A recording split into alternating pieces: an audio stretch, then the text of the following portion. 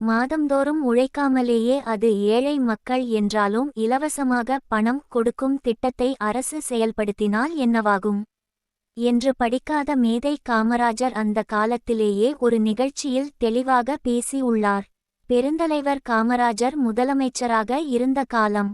தஞ்சாவூர் வெண்ணாற்றங்கரை நீரேற்று நிலையத்தில் ஒரு நிகழ்ச்சியில் படிக்காத மேதை காமராஜர் தனக்கே உரிய பாணியில் பேசியது. நாட்ல இருக்கிற எல்லாருக்கும் பணம் வேணும். ஏதாச்சும் இயலாமையை சொல்லி அரசாங்கம் பண உதவி பண்ணணும் என்று கேட்கிறாங்க.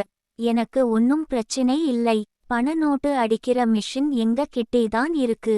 எவ்வளவு வேண்டுமானாலும் அச்சடிக்கலாம்னேன். அடிச்சு உங்கள் இஷ்டப்படியே ஆளுக்கு ஒரு மூட்டை பணம் கொடுத்துடுவோம்னேன். இப்போ பணம் இல்லாதவங்களே நாட்டிலே கிடையாது. கொஞ்ச நாள் கழிச்சு கடைத்தெரு போனீன்னா எல்லா கடையும் பூட்டி கிடக்கும். அரிசி பருப்பு உப்பு புளி மொல்கா எண்ணெய் ஒன்னும் கிடைக்காது. விவசாய வேலைக்கு ஆள் வராது. ஒரு வேலைக்கும் ஒருத்தனும் வரமாட்டான். எப்படி வருவான்னேன். பணம் வேணும்னு உழைக்கிறாங்க. கட்டு கட்டா பணம் இருக்கும் போது எவன்தான் வேலைக்கு வருவான்.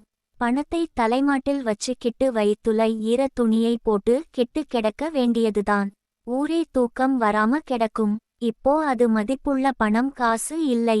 வெத்து பேப்பர்தான்னேன். உழைப்புதான் பணம்னேன். பொருளாதாரத்திற்கு ஆதாரமே உழைப்புதான். உழைப்பு இல்லாமல் ஒண்ணுமே கிடைக்காது. ஒண்ணுமே கிடையாது. இப்ப தெரிஞ்சுதா? உழைப்பு இல்லாமல் கட்டு கட்டா பணம் கொடுத்தால் நாட்டோட பொருளாதாரமே சீர்கெட்டு கதை கந்தலாகி போகும்னேன். இது பொருளாதார படிப்பு படிக்காமல் நாட்டு நிலையையும் நாட்டு மக்கள் நாடித்துடிப்பையும் படிச்ச ஒரு பாமர மனுஷன், படிக்காத மேதை சொன்னது.